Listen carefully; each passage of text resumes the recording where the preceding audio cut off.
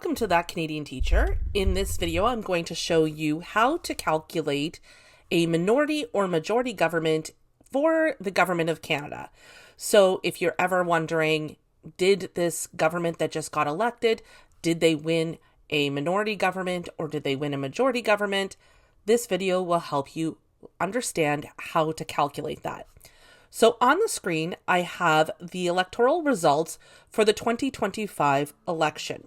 If you're given the question of who is the prime minister or what party is the party in power, how you would determine that is by looking to see which party won the most seats in the House of Commons. In Canada, we don't directly elect our prime minister.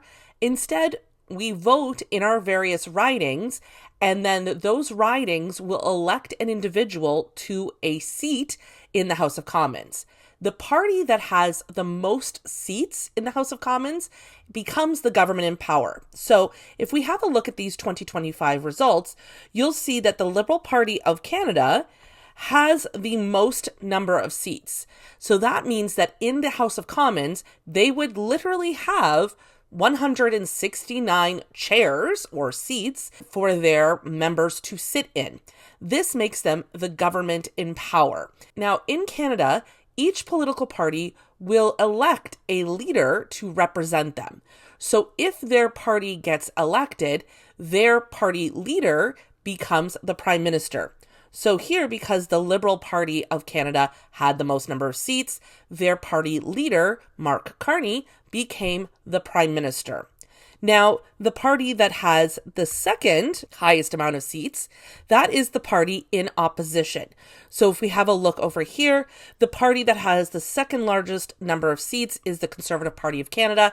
They are His Majesty's loyal opposition, and it is their job to criticize the government in power and to try to improve legislation as it gets passed through the House of Commons. Now, in order to calculate whether or not Mark Carney's government was a majority or a minority government, we are going to need to have a look at the total seats that were won. So we're going to have a look over here and see what our total number of seats is.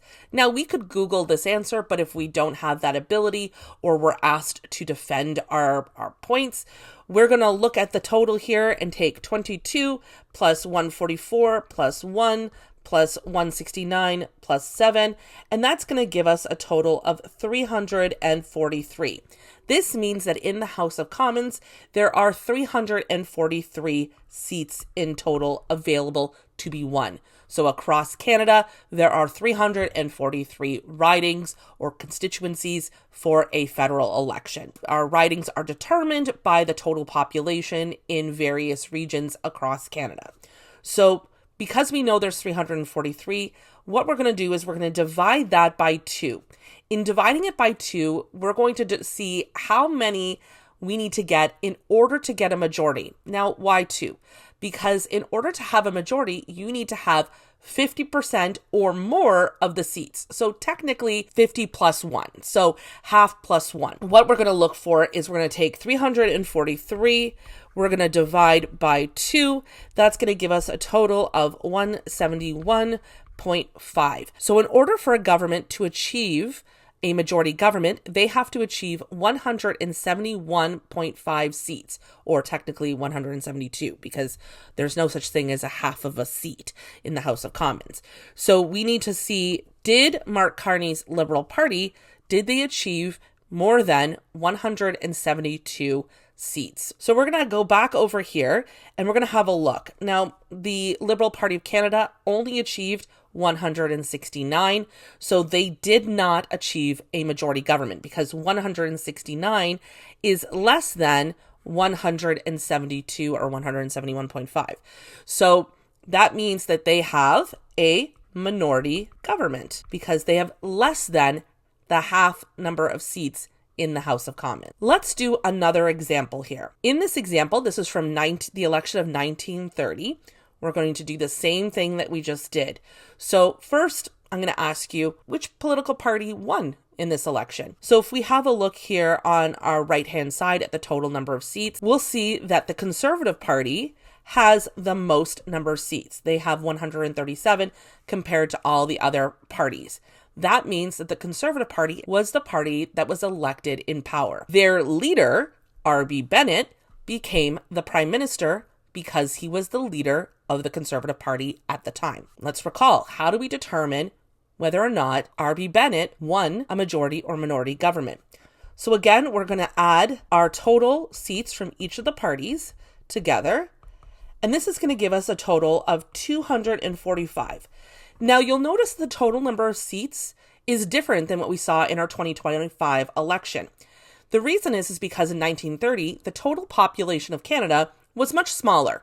So that means there was fewer ridings available to the population of Canada. Our ridings or our constituencies are dictated by the total population in a given area.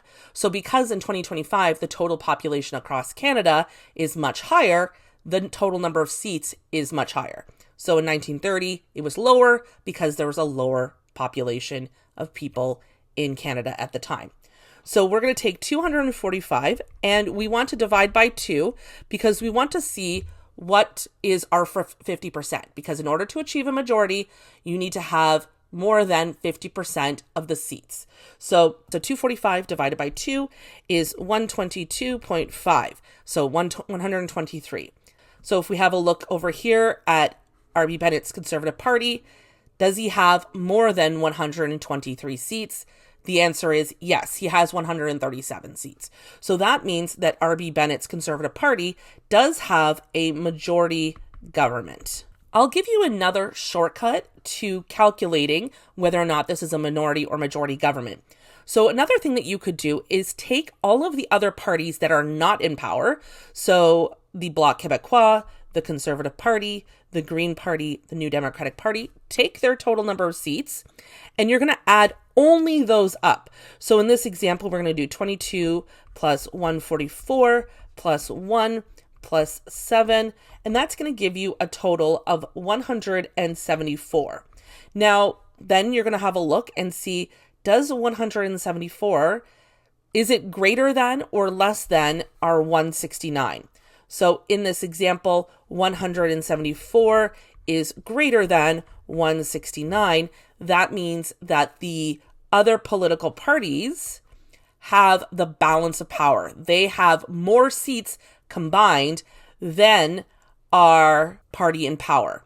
And because they have more seats, that means that they can encourage the government in power to change the laws to reflect the values of all of the political parties, potentially. So that's another shortcut that you can take to also calculate whether or not it's a minority or majority government. If the total was higher, so if the number of the opposition parties was higher, then of course you would have a majority government. In our other example, we would have a majority government here, right? Because if we added up all of the other political parties, this total here would give us 108, and 108 is less than the 137. So we know that that would be a majority government. I hope this video was helpful to you and helped clarify how to calculate whether a government has received a minority or majority government. If you like this video, feel free to give it a like. Thanks for watching, and we'll see you in the next one. Bye!